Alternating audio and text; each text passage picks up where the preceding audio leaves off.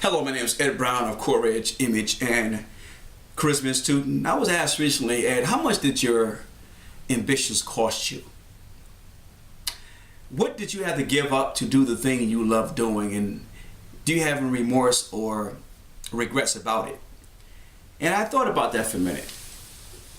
And when I was around 10 years old, I used to ask the sky or God or some great being, what am I supposed to do with my life? What is that one thing that we all are supposed to have been brought here to do that I can actually achieve? And I was 10 years old. So every year around my birthday, I would ask that same question and there were no answers. It seemed like I was getting closer to an idea, but there was nothing there.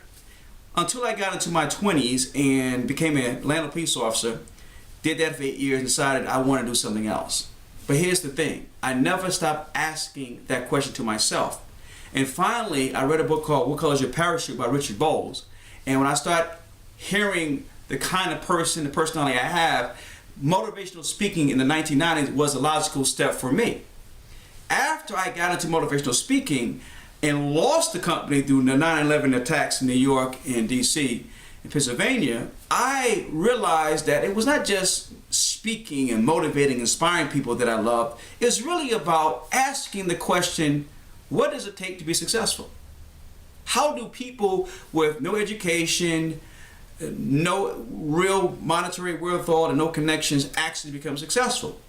And so as I asked this question, it became more important for me to read more, to travel more, and to talk to more people who are successful asking this question for answers.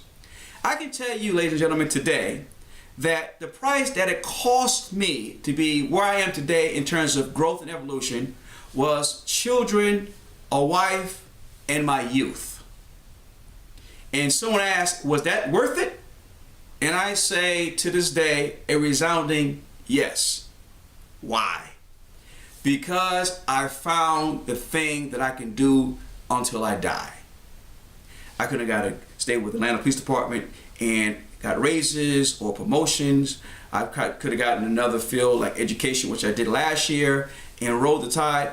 There's something about the ability to create an idea, and from that idea, put it in a service or product and sell it on the internet. It's something about your stuff selling to a mass of people who are trying to find a problem solved in their life.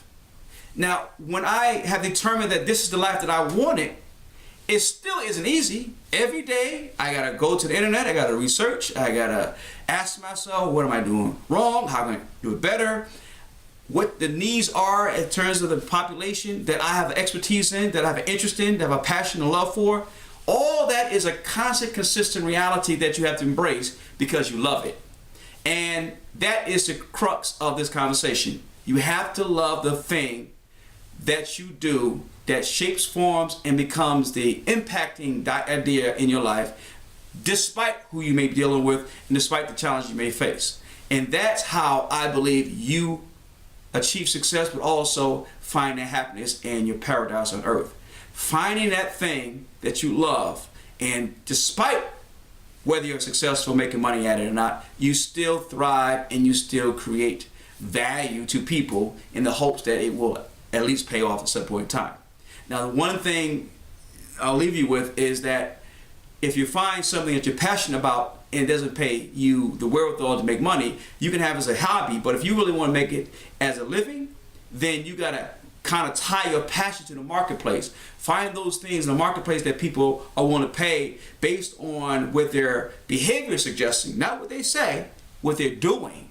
And as a result of, you will be successful or at least hit close to the bullseye than if you just do a shot in the dark and hope for the best and maybe people will buy this thing because I'm passionate about it. No, be passionate about the ideas and perspective that you embrace, but tie that passion ideas to solving people's needs and problems, fulfilling people's needs and solving problems so that you can have the life that you want in the long run, so you can do good and well at the same time.